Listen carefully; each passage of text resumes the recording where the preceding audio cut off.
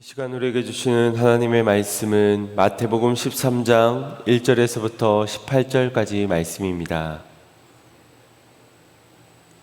마태복음 13장 1절에서 18절까지 말씀입니다. 제가 봉독해 올리겠습니다.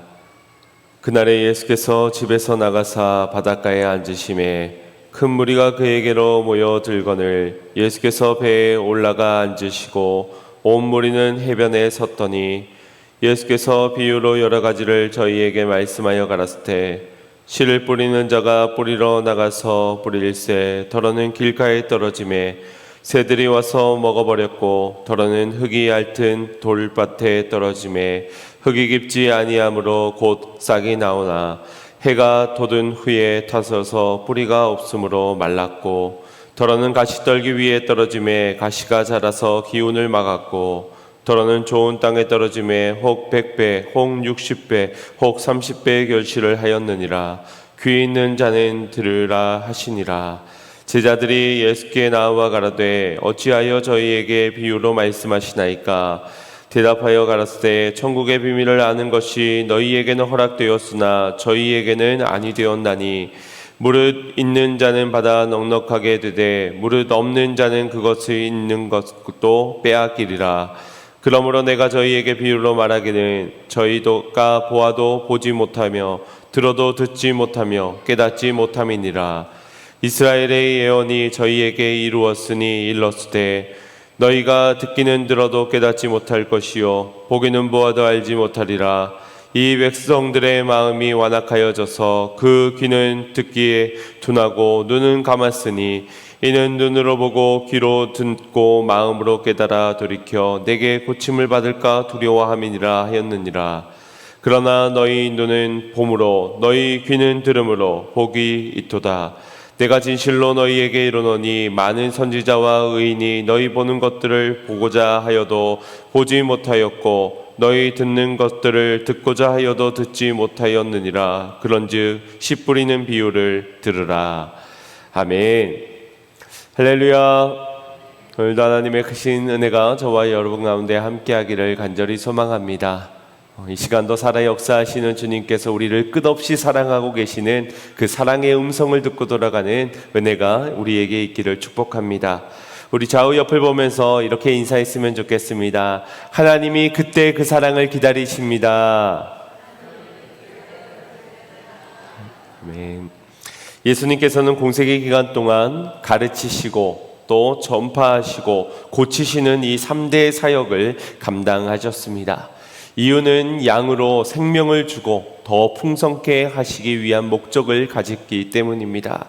그리고 이 목적을 위해서 예수님이 보이신 사역의 모습의 특징이라 한다면 가는 것이었습니다. 그래서 우리에게도 가라고 명하셨지요. 1절 말씀을 보시면 그날에 예수께서 집에서 나가사 바닷가에 앉으심에 라고 기록하고 있고 동일한 본문인 마가복음에서는 다시 바닷가로 가셨다라고 기록합니다. 예수님의 가르치는 사역이 다른 유대 지도자들과 달랐던 특징 중 하나는 유대 지도자들은 회당이나 성막으로 가르침을 원하는 자들이 찾아오도록 하였지만 예수님은 반대로 찾아가셨다는 것에 있습니다. 보통은 우리가 학교나 학원에 가서 배우듯 제자가 스승에게 가르침을 받아야만 얻게 되는 것입니다. 그런데 예수님은 제자들의 삶의 터전인 갈릴리 호수로 찾아가셨고 또 바닷가로 오늘 본문에 다시 찾아가셔서 무리들을 가르치셨으며 우리 지난 시간까지 살펴본 바대로 절기 초막절을 맞아서 주님은 분명한 목적을 가지시고 성전을 향해 가기도 하셨습니다. 그것은 기쁜 소식은 우리의 어떤 성찰이나 또 수행을 통하여서 찾아내는 것이 아니라 은혜로 말미암아 우리에게 다가오는 것이라는 것 때문입니다. 지식과 이론으로 더해져서 탁상공론하는 어떤 정보를 우리에게 제공하는 것이 복음이 아니라 우리의 심령에 찾아와 우리를 거듭나게 하고 우리의 삶의 흔적으로 남아 우리의 모든 삶을 새롭게 변화시키는 것, 그것이 바로 복음이기 때문입니다.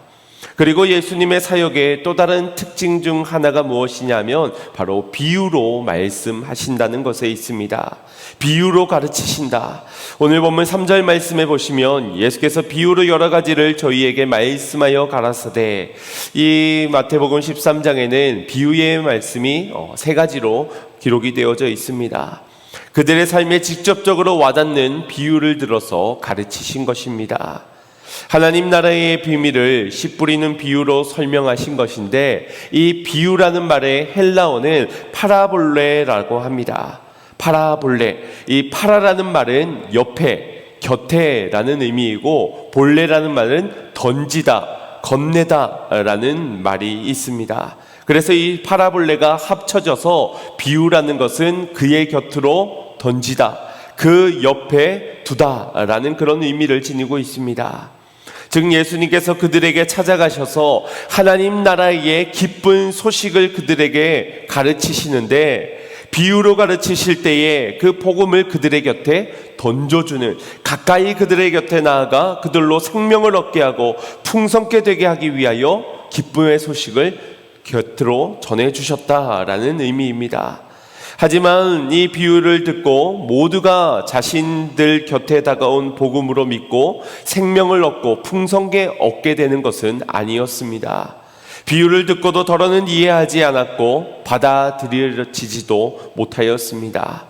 13절 말씀을 보시면 자신들의 유전, 그리고 율법, 전통, 형식, 고정관념에 사로잡힌 그들은 예수님을 보아도 알지 못하였고 듣기는 들어도 깨닫지 못하는, 그렇게 비밀로 여겨졌습니다. 그리고 이어지는 14절 15절 말씀은 이사야 선지자가 이사야 6장 9절 10절의 말씀을 한 것을 예수님께서 인용한 것인데, 이 비유로 말씀하신 정확한 이유에 대해서 이렇게 설명하고 있는 겁니다. 우리 9절 10절 말씀 합독해 보겠습니다. 시작.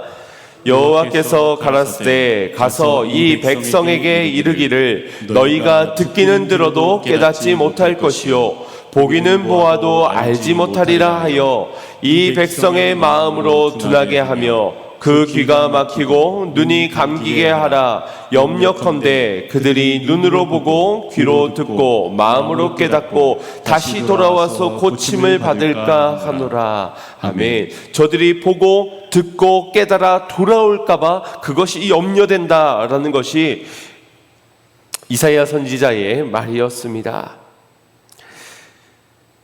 결국 주님의 비유로 가르치신 이유는 우리에게 있어서는 그것이 이해되어지고 또 믿어지게 하기 위함인 이유이지만, 밖에 있는 자들, 저들에게 있어서는 더 어렵게 감추시고자, 믿어지지 못하게 하시고자 비유로 말씀하셨다는 것입니다. 이는 주님이 다시 오실 그때는 우리에게 있어서는 주님을 맞이하여 천국의 그 하나님의 나라의 구원의 날로 맞이하게 되겠지만, 어떤 이들에게는 눈물을 흘리며 이를 갈며 심판의 날로 맞이할 것과 같은 의미겠습니다. 예수님께서는 회개하라 천국이 가까이 왔느니라 라고 말씀하셨는데, 여기에서 가까이 왔느니라 라는 말이 바로 우리가 앞서 살펴본 파라볼레라는 말과 가장 가까운 표현이라고 할 수 있습니다. 곁에 던져두다라는 비유의 파라볼레가 회개하라 천국이 가까이 왔다. 하나님의 나라를 비유로 말씀하신 것은 우리의 곁으로 천국이 던져졌으니, 천국에 들어가는 그 하나님 나라의 비밀이 던져졌으니 회개하라는 것입니다. 그래서 비유를 통해서 우리가 행해져야 하는 것은 이해만 하는 것이 아니라 내 삶의 곁으로 다가온 그 진리의 말씀, 진리의 가르침을 따라 변화되어져 가는 것, 즉 회개하는 것이라는 겁니다. 적용하고 돌이켜서 우리의 삶을 돌이켜 하나님을 뜻을 따라 예수님을 쫓는 인생으로 나아가야 한다는 것입니다. 이를 위해 파라볼레, 비유로 우리에게 진리를 말씀해 주시는 것이지요. 오늘 우리의 곁에 다가온 본문의 비유의 말씀을 통해서 귀 있는 자들이 회개하여 천국을 품을 수 있는 은혜가 저와 여러분 가운데 있기를 주님의 이름으로 축원드립니다. 오늘 본문의 말씀은 하나님의 말씀을 받아들이는 우리의 마음의 상태를 네 가지의 밭으로 비유하신 말씀입니다. 먼저 씨를 뿌리는 자는 예수님이시고 씨는 하나님의 말씀을 의미합니다. 그러니 동일한 하나님의 말씀의 씨앗을 동일한 분이신 예수님이 밭에 뿌리고 계신데 결실이 각각 다르게 나타나고 있습니다. 결국 밭의 상태에 따라서 결실이 달라지는 겁니다. 먼저 4절 말씀을 보면 씨를 뿌려진 첫 번째 장소가 나옵니다. 뿌릴새 더러는 길가에 떨어짐에 새들이 와서 먹어버렸다.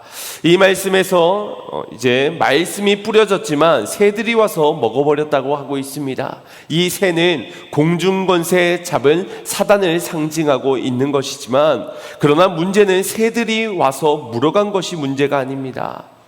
여기 길가라는 것은 밭과 밭 사이에 길이 나 있는 그 통로를 의미하는데, 거기는 많은 사람들의 가는 길이었기 때문에 딱딱히 굳어진 땅이라고 할 수 있습니다.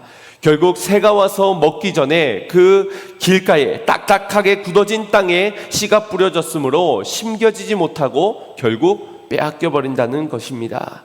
의미적으로 우리의 닫혀진 마음, 말씀 앞에서 우리의 굳어진 마음의 상태를 의미합니다.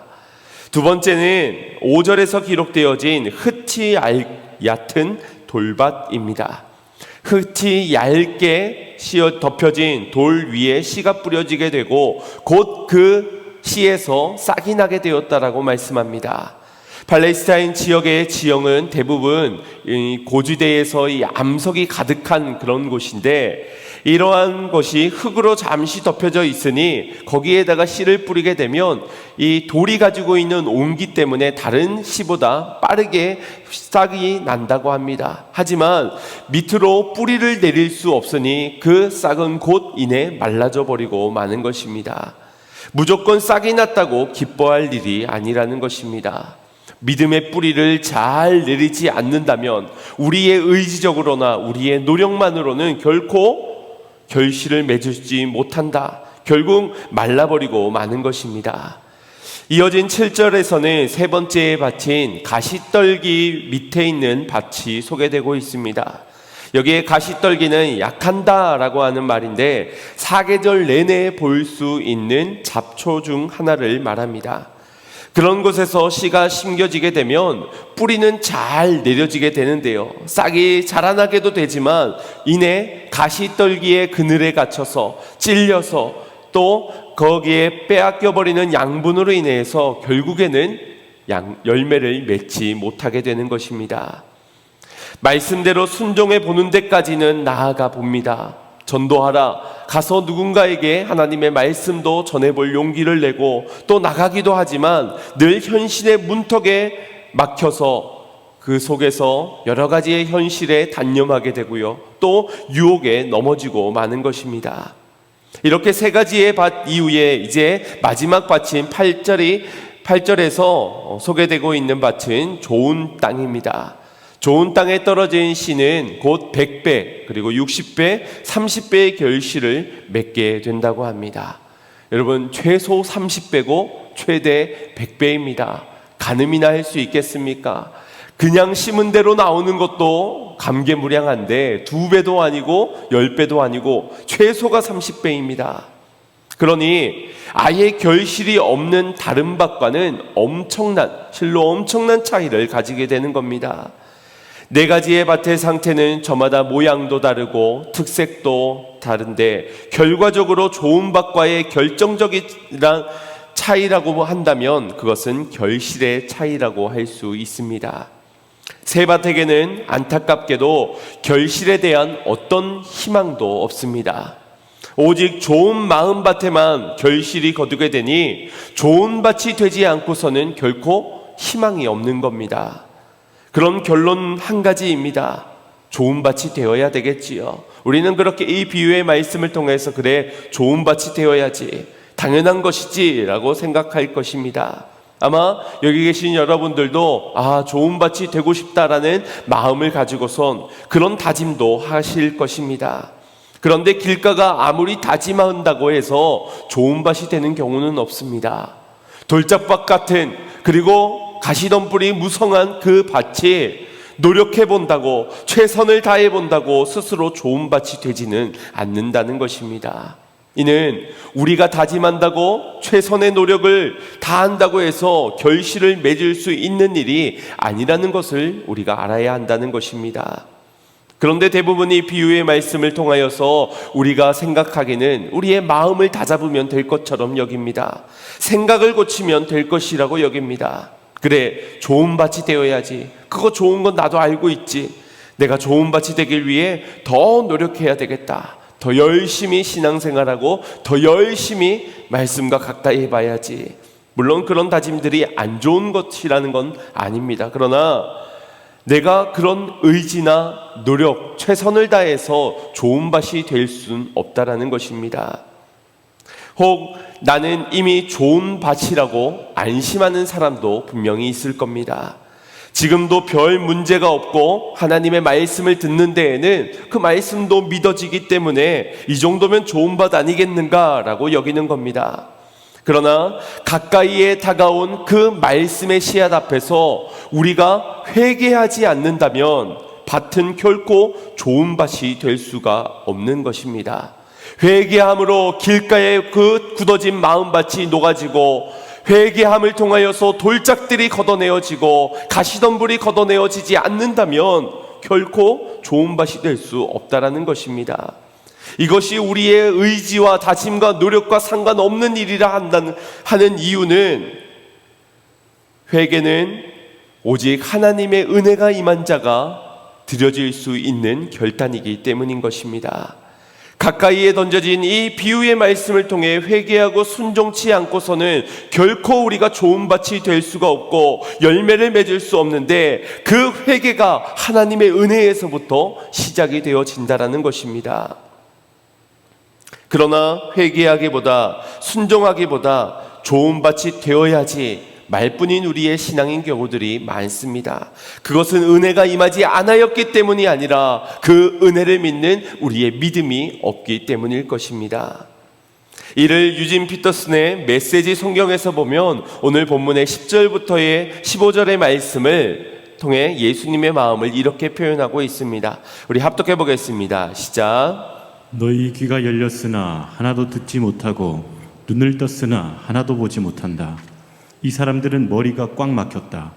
그들은 듣지 않으려고 손가락으로 귀를 틀어막는다.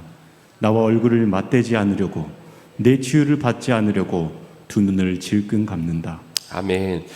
어떤 방법이 있겠습니까? 어떤 방도가 있겠습니까? 지금 이처럼 귀가 열렸으나 듣지 못하고요, 눈을 보고 있으나 보지 못하고 있는데, 스스로의 손으로 귀를 틀어막고 말씀을 거부하고 있는데, 눈을 가리고 있는데 어찌 그 속에서 스스로 다짐한다고, 스스로 노력한다고, 결단한다고 결실을 기대할 수 있냐는 것입니다. 그들에게는 감추어진 것입니다. 그런데 우리 믿는 자들조차도 귀를 막고 눈을 가리고 그렇게 스스로의 노력과 결단만으로 이 결실을 맺으려고 한다면 우리에게도 희망은 없는 것입니다. 들어보려고 해도, 눈을 떠보려고 해도 회개하지 않고서는 성령께서 하시는 말씀을 귀 기울여 들을 수가 없는 것이고, 말씀을 듣지 않고서는 순종하는 일도 일어날 수 없는 것입니다. 회개는 오직 하나님의 은혜가 임해야 하는 것임을 믿으시길 바랍니다. 내가 죄인됨을 깨닫게 하시는 은혜, 내가 하나님의 사랑을 떠나 더러는 길가처럼, 더러는 돌짝밭처럼, 더러는 가시떨미 무성한 밭처럼 말씀은 듣고 있으나, 예배를 드리고 있으나, 기억은 하고 있으나 죄인처럼 살아갔던 나의 인생, 그것을 우리가 발견하게 되는 것이 은혜요. 그리고 발견하게 되었을 때는 하나님께 회개하며 나아가 주님의 보혈의 피를 의지하여 그 피를 믿는 은혜가 임해야만 우리가 회개함으로 좋은 밭으로 거듭날 수 있다는 것입니다. 그렇다면 농부는 왜 길가나 돌짝밭 같은 그런 결실이 맺어질 수 없는, 희망도 없는 그러한 밭에 씨를 뿌린 것일까요? 결실도 없은 그 밭에 왜 씨를 낭비하는 것일까? 차라리 좋은 밭에 뿌리면 더 많은 열매들을 맺을 수 있지 않겠습니까? 왜 길가 돌짝밭에 가시떨기가 무성한 그 밭에 뿌렸을까요? 이는 먼저 유대의 농사법을 알 필요가 있습니다. 유대인들의 농사법은 우리들의 방식과 다르게 그들은 먼저 씨를 뿌리고 그 다음에 밭을 갈아엎는다고 합니다. 우리는 반대로 먼저 밭을 갈고 그 다음에 고른 밭에다가 씨를 뿌리게 되지요. 그러다 보니 이 유대인의 농사법대로 하다 보면 더러는 길가에, 더러는 돌짝밭에, 더러는 가시떨미가 무성한 그 밭에도 떨어지기도 한다는 겁니다. 그러나 씨를 뿌리는 자가 누구란 말입니까? 바로 전지전능하신 하나님의 아들 예수님입니다. 그분이 농부시라면은 결실을 맺지 못할 그 밭을 몰라서 뿌렸다는 것은 말이 되지 않습니다. 하나님이 왜 모르시겠습니까? 전지전능하신 그분께서 왜 몰랐다고 할 수 있겠습니까? 분명 아셨을 것입니다. 나의 딱딱해진 굳어진 마음도 아셨을 것이고요. 뿌리 내리지 못해서 금세 포기할 우리의 연약한 믿음도 아셨을 것입니다. 현실의 유혹에 넘어져 때마다 단념하고 때마다 불순종하는 우리들의 그 마음의 상태를 주님은 다 아셨다라는 것입니다. 놀라운 것은 아시면서도 뿌리셨다는 것에 있습니다. 누군가는 낭비라고 말할 겁니다. 누구는 어리석다라고 흉을 보기도 할 것입니다. 하지만 이것이 하나님께서 자녀들을 향한 사랑이라고 말씀하십니다. 아시면서도 뿌리는 것은 은혜라는 것입니다. 나 같은 자도 좋은 밭 되게 하시려고 나처럼 희망도 소망도 없는 자에게 그래도 생명의 씨앗을 뿌려주고 계시다는 겁니다. 이 상태에는 비록 열매가 맺지 못하더라도 말입니다. 돌아보면 우리에게 좋은 밭이지 못할 때, 길가같이 딱딱해졌을 때, 돌짝밭같이 뿌리 내리지 못했을 때, 가시덤불과 무성하여서 자라나지 못하였을 그런 마음의 상태가 분명히 있었을 것이고, 더러는 이 중에 그런 마음의 상태로 지금의 말씀 앞에 서 있는 분도 계실 줄 압니다. 그러다가 하나님의 열심 가운데 이 마음의 밭이 좋은 밭이 될 수 있습니다. 그 밭이 되고 나면 말씀이 깨달아지게 되는 겁니다. 내 곁으로 다가온 진리의 말씀, 계속적으로 주님께서 던져주셨을 때, 좋은 밭이 되었을 땐 이제 그 진리의 말씀을 붙잡게 되는 것이지요. 붙잡고 순종으로 나아가게 되는 것입니다. 그런데 그때 어떻게 그 결실이 100배, 60배, 30배로 거듭날 수 있는 것일까요? 지금이 은혜라고 생각하는 순간 지난날의 은혜들이 떠오르는 것입니다. 그래, 내가 길가와 같은 밭이었을 때도 주님은 늘 동일하게 사랑의 씨앗을 뿌려주셨지. 그래, 내가 돌짝밭처럼 뿌리내지 못할 그때에도 주님은 언제나 동일한 사랑의 음성으로 내게 속삭여 주셨었지. 가시덤비가 무성할 그때에도 상처 가득한 내게 다가와 나를 통해서 내 가시 때문에 주님이 찔리시더라도 나를 끌어안으시면서 찔림을 당하시면서까지 주님은 나를 사랑해 주셨지. 그래, 지금이 은혜가 아니라 나의 인생의 모든 순간이 은혜였구나. 그것이 깨달아지는 겁니다. 언제? 내가 좋은 밭이 되었을 때, 좋은 밭이 되고 났을 때 주님은 언제나 늘 내게 사랑을 주셨던 분이구나. 내가 주님의 말씀을 외면할 때도, 내가 주님을 부인하며 떠날 때도, 소년의 때에 인내를 잃어버렸을 때도, 신혼의 때에 그 첫사랑을 놓쳐버렸을 때에도 주님은 늘 내게 사랑을 허락해 주셨지.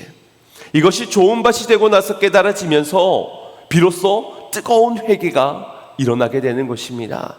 그리고 심겨지는 모든 말씀마다 순종하게 되니 그것이 100배로, 60배로, 30배로 결실이 맺어지는 것 아니겠습니까? 혹 지금은 모를 수 있습니다. 지금까지는 몰랐을 수 있습니다. 하나님의 은혜가 얼마나 큰지, 얼마나 지속적으로 나에게 계속적으로 부어졌는지 모를 수 있습니다. 하지만 하나님의 사랑은 우리가 모른 채 지나가도, 무시한 채 지나가더라도 언제나 우리를 향한 동일한 사랑을 아낌없이 심어주고 계십니다.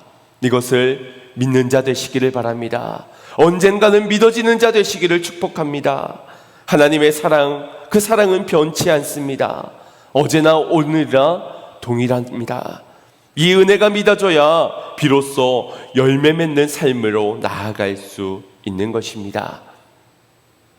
구약에서 그 하나님의 사랑을 가장 잘 표현해 준 인물이 바로 호세아 선지자입니다.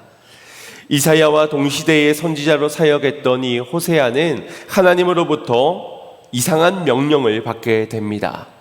그건 가서 음란한 아내를 취하여 음란한 자식을 낳으라라는 명령이었습니다. 호세아를 사랑한다면 어찌 이런 명령을 할 수 있을까요? 과연 이것이 호세아를 향한 하나님의 사랑이란 말입니까? 하지 말라고 뜯어 말려야 하실 분이 오히려 그것을 하라라고 명령을 내리고 있는 겁니다. 이런 명령 앞에 과연 누가 순종할 수 있단 말입니까? 그런데 놀랍게도 이 호세아 선지자는 이런 이상한 하나님의 명령에 순종하여 음란한 창녀 고멜이라는 여인과 결혼을 하게 됩니다. 창세기에서 아담과 하와가 하나님의 뜻 가운데 짝을 지어주시고요, 또 부부로 둘이 한 몸을 이루게 하여 주셨습니다. 그리고 모든 연들을 하나님께서 맺게 하여 주시고, 또 그 중에서 특별한 것은 이삭이 리브가를 만나게 되는 장면, 종을 보내어서 그녀를 만나게 되고 그것이 하나님께서 예비하신 선택하신 여인이라는 것을 알게 되고, 그런 운명적인 만남의 순간들이 있었지요. 그리고 오늘 호세아 선지자 역시도 하나님의 명령 가운데서 결혼을 하게 됩니다. 이런 것들을 볼 때 결혼은 단순히 누가 좋아서 마음이 끌려서 해야 되는 것이 아니라 하나님께 드려져야 할 우리의 순종의 영역처럼 보여집니다. 이 남자다, 이 여자다, 앞으로 살아갈 날이 저 사람이라면은 내가 잘 먹고 잘 살 수 있겠다. 그것이 결혼이 아니라 하나님의 뜻을 구하면서 내가 하나님께 드려질 수 있는 순종이 무엇인가, 결혼에서부터 순종으로 예배를 드리고 함께 한 몸을 이루어서 예배할 날을 꿈꾸면서 순종해야 하는 것이 바로 결혼이라는 것입니다. 그렇게 호세아 선지자는 하나님께 순종을 드림으로 결혼을 하게 됩니다. 하지만 그의 결혼 생활은 결코 순탄치 않았습니다. 처음엔 자신의 지고지순한 사랑이면은 그녀를 변화시킬 수 있다라고 믿었겠지요. 하지만 그녀는 좀처럼 변화되지 못하였습니다. 예전에 음란했던 과거를 청산한 줄 알았지만 다시금 가서 바람을 피고 이내 다른 남자의 아이를 잉태하여 돌아오기도 하였습니다. 호세아 1장 6절 말씀을 보면 그때에 낳게 된 아이가 기록이 되어져 있습니다. 우리 1장 6절 말씀 합독해 보겠습니다. 시작. 고멜이 또 잉태하여 딸을 낳음에 여호와께서 호세아에게 이르시되 그 이름을 로루하마라 하라. 내가 다시는 이스라엘 족속을 긍휼히 여겨서 사지 않을 것임이니라. 아멘. 다른 남자의 아이를 낳았는데 그 딸의 이름을 로루아마라 하라라고 명령하십니다. 이 이름 앞에 로가 붙게 되면 그 로는 부정어로 사용이 되어집니다. 그래서 이 뒤에 루아마라는 것은 사랑받을 자, 긍휼을 입을 자라는 것입니다. 그래서 로루아마라 했을 때는 사랑받지 못할 자, 긍휼을 입지 못할 자라는 의미를 가지고 있는 겁니다. 자신의 딸의 이름, 자신의 딸이 아니지요. 남의 남자의 아이, 그 이름을 긍휼을 입지 못할 자, 사랑을 입지 못할 자라고 지으라는 겁니다. 그 이유는 내가 다시는 이스라엘 족속을 긍휼히 여기지 않겠노라, 그들을 사랑하지 않겠노라, 그렇게 말씀하시는 것입니다. 그리고 호세아 1장 8절 9절에 가면 그랬던 그녀를 다시금 받아주었지만 그녀는 다시금 옛구습을 벗지 못하고 다시 떠나가 다른 남자의 아이를 취하게 됩니다. 우리 8절 9절 말씀 또 합독해 보겠습니다. 시작. 고멜이 로루하마를 젖된 후에 또 잉태하여 아들을 낳음에 여호와께서 이르시되 그 이름을 로암미라 하라. 너희는 내 백성이 아니요 나는 너희 하나님이 되지 아니할 것임이니라. 아멘. 또 다른 남자로부터 잉태를 하게 됩니다. 젖된 후에 이미 아직 상처가 이 가정에서의 파탄이 얼마 지나지 않아서 젖된 후에 다시금 바로 다른 남자에게로 가고 있는 고멜의 모습을 보게 됩니다. 그리고서는 또 다른 아들을 잉태하게 되는데 이번에는 하나님께서 그의 이름을 로암미라고 하라라고 말씀합니다. 여기에도 로라는 부정어가 쓰이고 있는데 암미라는 것은 내 백성이다, 내 자녀다라는 뜻입니다. 결국 내 백성이 아니다, 내 자녀가 아니다라는 것입니다. 그런 자녀들을 키우는, 그런 자녀들을 매일마다 봐야 하는 호세아 선지자의 마음이 어떠하였겠습니까? 과연 하나님의 사랑을 느낄 수 있었을까요? 얼마 전 이제 저희 셋째를 출산하게 되었는데 그때 하루 동안 병실에 있으면서 이제 6인실 그곳에서 옆역칸에 이제 조금 시끄러운 소리가 들렸습니다. 그것은 이제 아내분은 이제 외국인 분이신 것 같아요. 필리핀이나 뭐 그쪽에서 이제 태국이나 그런 분이시고, 이제 남자는 조금 연세가 있는 남자 분이셨습니다. 그런데 이제 간호사하고 남편 되시는 분이 약간의 실랑이가 있는 거예요. 그거는 이 아이가 지금 내 아이가 맞냐 아니냐를 확인할 길이 없느냐를 묻고 있는 것이었습니다. 어떤 사정이 있는지는 모릅니다. 뭐 성폭행을 당했던 것인지 아니면은 이 어떤 일수가 맞지 않게 이 아이를 갖게 된 것인지 뭐 어떤 사정이 있는지는 알 수 없지만 내가 이 아이를 위해서 내 돈을 내야 되겠는가? 영양제를 맞춰줘야 되겠는가? 분만하는데 내가 곁에 있어줘야 되는가? 그것이 도저히 용납이 되지 않았던 것 같습니다. 그래서 알 수 없는 상황에서 큰 소리로 이 간호사분에게 호통을 치면서 알아서 하라고, 그러면서 울고 있는 아내를 향하여서는 뭘 잘했다고 우냐고 이렇게 거의 이렇게 싸우는 분위기가 아이가 태어나고 난 다음에서도 계속 되어지는 모습을 보게 되었습니다. 그 마음을 어찌 모를 수 있겠습니까? 이 아이가, 사랑하는 아내가 다른 남자의 아이를 가질 수 있었다는, 다른 남자의 아이를 갖고 있다는 그런 마음이 든다면 누구도 그냥 넘어가긴 힘들 것입니다. 그런데 호세아 선지자가 그러하였다는 것입니다. 그런 상황에서 로루하마 그 이름을 지어주면서 나는 그 백성을 사랑하지 않겠다, 더 이상 긍휼히 여기지 않겠다, 더 이상은 내 백성이 아니다 라고 말하는 것 속에 하나님의 아픔이 담겨져 있는 것이고, 그런 아내를 다시금 마주하고 있는 호세아의 아픔도 보게 되는 겁니다. 그러한 아픔 가운데서도 호세아는 고멜이라는 여인을 결코 포기하지 아니합니다. 자신을 사랑하지 않는 아내를 보면서도 끝까지 포기하지 않고 있는 겁니다. 심지어 그녀가 자식들은 내버려두고 다른 남자에게로 가면서 그녀가 노예 시장에 팔려 나왔을 때, 그때에도 호세아 선지자는 자신의 전 재산을 팔아서 그녀를 사기 위하여서 노예 시장을 값을 주고 다시 아내를 맞이하게 됩니다. 이해가 되십니까? 도대체 고멜이 얼마나 예뻤길래, 뭐 그런 질문은 의미가 없을 것 같습니다. 어떻게 예쁘면 그 사랑이 가능하단 말입니까? 불가능한 것이지요. 이해될 수가 없습니다. 그런데 그 사랑이 바로 하나님이 우리 인간을, 하나님이 나 같은 자를 사랑하시는 그 사랑과 같다라는 것입니다. 이상하리만큼, 이해되지 않을 만큼의 그 사랑을 하나님께서 우리 인간에게 하고 계시다는 겁니다. 길가같이, 돛짝밭같이, 가시덤불같이 하나님의 말씀을 사랑으로 속삭여줘도 계속적으로 완강하게 그 말씀을 거부하고 거절하고 부인하고 있는 우리에게 주님은 계속적으로 사랑의 씨앗을 심겨주고 또 심겨주고 또 심겨주며 기다리고 계신 것, 말도 안 되는 사랑이라는 것입니다. 이 땅에 어느 누가 이런 사랑을 보일 수 있겠습니까? 누가 이 사랑을 이해할 수 있다라고도 말할 수 있겠습니까? 우리가 이해하기엔 너무나도 벅찬 그런 사랑입니다. 호세아 선지자의 인생을 이해되지 않아도 고멜의 인생은 우리가 이해할 수 있지 않습니까? 호세아가 그녀를 사랑하는 것은 우리가 이해할 수 없지만 그 남편의 사랑에도 다른 곳을 사랑하여서 떠나가고 다시 돌아왔다가 또 떠나가고 또 그렇게 돌아왔다가 또 떠나가는, 다른 남자의 아이를 잉태하고 출산하고 젖던 후에도 또 다른 남자의 아내를 잉태하는 그 모습은 우리가 이해할 수 있지 않습니까? 우리의 인생이 그러하기 때문입니다.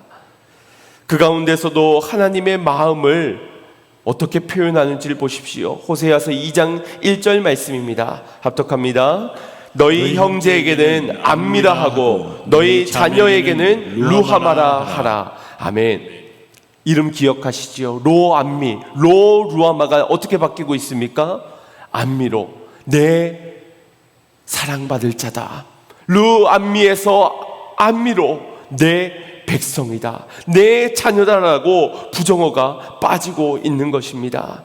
이것이 바로 하나님의 사랑이자 하나님의 우리를 향한 의지인 것입니다. 내가 내 백성을 고쳐서라도, 내 백성을 끝까지 사랑해서라도 나는 저들의 이름 속에, 저들의 고백 속에 내가 하나님됨이 고백되어지게 할 것이다. 저들이 내 백성답게 내 사랑을 받은 자로서 변화될 수 있도록 나는 저들을 끝까지 포기하지 아니할 것이다. 이것이 하나님의 의지였던 것입니다.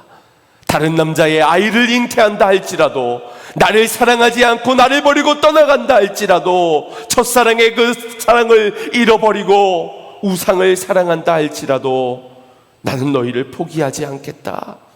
호세아서 3장 1절에도 다시 한 번 더 이렇게 고백하십니다. 합독합니다.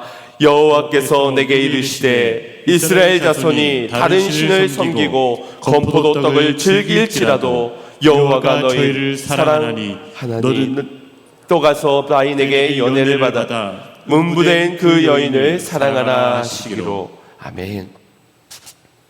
너희가 다른 신을 섬기더라도 건포도 떡을 즐길지라도 여호와가 저희를 사랑하시나니,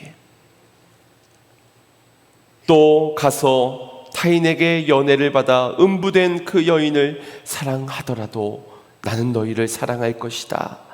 로루하마 로하마 로암미된 너희를 나는 내 백성이 되게 할 것이고 내 사랑을 받을 자로 만들어 가시겠다는 것입니다. 사랑하는 성도 여러분, 지금은 우리의 마음이 강팍하여서 그 사랑을 다 알 수 없을지 모릅니다. 그러나 언젠가는 좋은 밭이 되게 하실 하나님의 의지가, 그때에는 우리가 하나님의 지금의 이 피 뿌리고 있는 이 사랑을 알게 하시고 깨닫게 하심으로 회개함을 통하여서 순종의 자리까지 나오도록 주님은 인도하실 줄 믿습니다. 바라옵기는 우리 모두가 그 주님의 마음을 아는 자 되기를 소망합니다. 배신할 것도 알고, 우리가 팔아넘길 것도 알고, 부인하며 떠날 것도 알고, 모든 것을 다 아시면서도 그럼에도 사랑하신 주님, 내가 주님을 버릴 것도 알고 첫사랑을 잃어버려 무감각하게 무시하며 그렇게 살아가고 있는 것도 다 아시면서도 그럼에도 독생자 아들을 보내셨습니다. 그럼에도 십자가에 달려 죽게 하셨습니다. 부활하시어 강팍해진 마음의 제자들을 타락하신 예수님께서는 자신의 옆구리를 내어주십니다. 자신의 못자국난 손을 내어주시기까지 하셨습니다. 그 사랑을 알라고, 얼마나 너희를 사랑하는지, 내가 얼마나 너희를 크게 사랑하고 있는지, 내가 끝까지 너희를 사랑할 것이라는 것을 그들의 발을 씻기시면서 전해주셨습니다. 이해할 수 없는 그분의 사랑, 완악해진 우리의 마음으로는 이해할 수 없지만 언젠가 하나님의 열심 가운데 알게 되는 은혜가 저와 여러분 가운데 있기를 간절히 소망합니다. 그리고 그때가 다른 때로 미룰 것이 아니라 지금도 사랑의 씨앗을 이 순간 우리에게 뿌려주고 계시는 그 하나님의 열심 앞에서 우리의 마음이 허물어지기를 소망합니다. 마음이 완악한 것, 강팍한 것 있다면 사랑으로 녹여주시길 축복합니다. 우리가 뿌려내지 못하도록 내게 돌짝 같은 마음이 있다면 그 돌짝이 다 걷어내질 수 있는 은혜가 임하기를 소망합니다.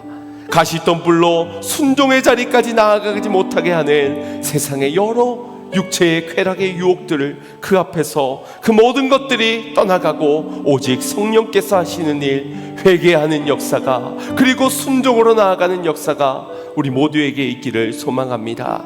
마지막으로 우리 로마서 8장 39절 말씀을 합독하겠습니다. 시작. 높음이나 기쁨이나 다른 아무 피조물이라도 우리를 우리 주 그리스도 예수 안에 있는 하나님의 사랑에서 끊을 수 없으리라. 아멘. 우리가 어떤 밭일지라도 그 사랑은 끊어지지 않아 있습니다. 그 사랑은 연결되어 있습니다. 알지 못할 뿐입니다. 오늘 끊어지지 않는 그 사랑 앞에 우리가 무엇을 할 수 있겠습니까? 무엇을 해야 하겠습니까? 이 마음을 돌이켜 주님께로 나아가는, 첫사랑을 회복하는, 회개함으로 자복함으로 주님 앞에 다시금 그 첫사랑의 사랑대로 돌아가는 자가 되는 은혜가 우리에게 임해야 할 것입니다. 오늘 하나님의 사랑의 의지 앞에서 자복하는 마음으로, 항복하는 마음으로, 회개함으로 나아가는 저와 여러분이 되기를 간절히 소망합니다. 우리 같이 말씀을 생각하시면서 찬양 고백 드리고 결단의 기도 드리겠습니다.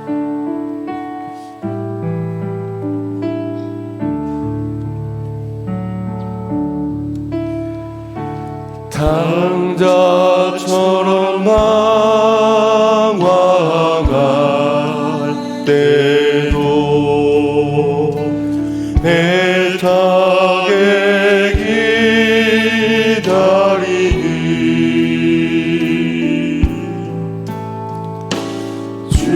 주리로 주님의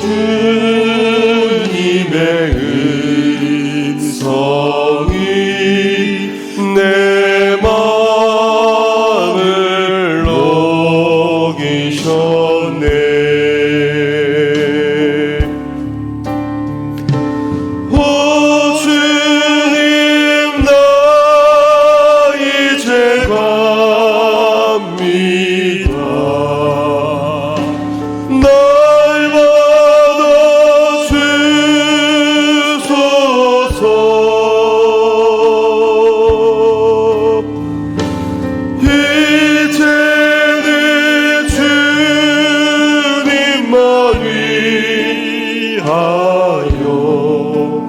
이 몸을 바치리라.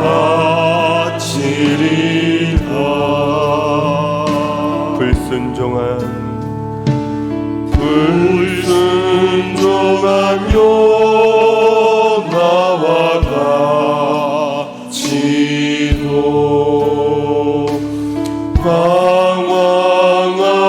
방황하던 나에게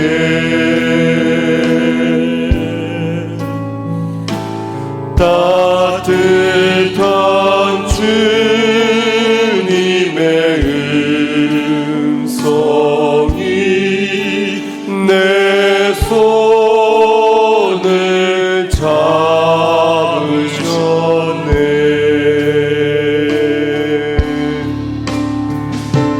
오 주님, 나 이제 갑니다. 날 받아주소서.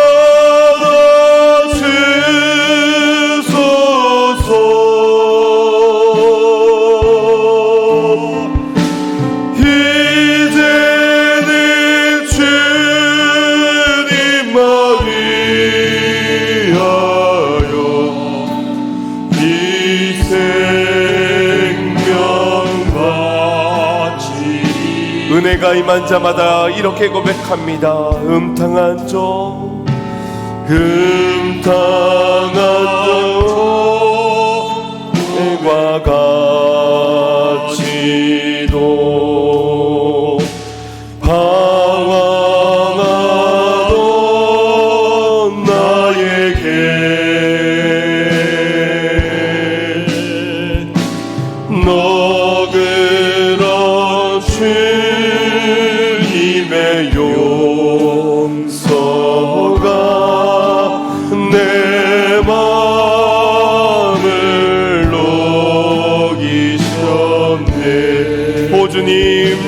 고백합니다. 오 주님, 나 이제 갑니다. 날 받아주소서.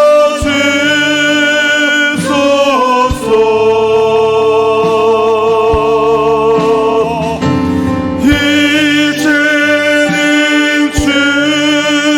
주님만이 하여 죽도록 충성하리. 너희는 나를 버렸노라. 너희는 나의 사랑을 떠났노라. 너희는 나의 언약을 깨고 나를 떠나 우상 가운데 그들을 사랑하며 나아갔노라. 로하마, 로하마, 로함미. 아버지 하나님의 그 아픔이 느껴지는 소리 속에서 주여, 우리가 무엇을 원망하고 무엇을 탓할 수 있겠습니까? 주님께서는 유일한 갈망 가운데 우리가 소년의 때의 그 충성으로, 신혼의 때의 그 사랑으로 돌아오기를 간절히 기다리면서 우리처럼 마냥 되어질 날을 기다리는 것이 아니라 길가 같은 밭에게도 돌짝과 같은 밭에게도 가시덤불이 무성한 그 밭 가운데서도 주님은 사랑의 씨를 심으시며 사랑으로 고백하시며 우리의 가시에 찔리면서까지도 우리를 안으시면서 사랑하고 계시는 그 주님의 갈망을 보며 주님이 이 시간 회개하는 자들, 주님의 은혜로 말미암아 주님의 회개를 구하며 나아가며 오늘 주님 우리를 받아주시고 나의 사랑이 회복되어지고 회개함으로 순종으로 나아갈 수 있는 자가 되게 해달라고 우리 이 시간 주의 한번 무릎 꿇고 합시다. 여기도 하겠습니다. 주여,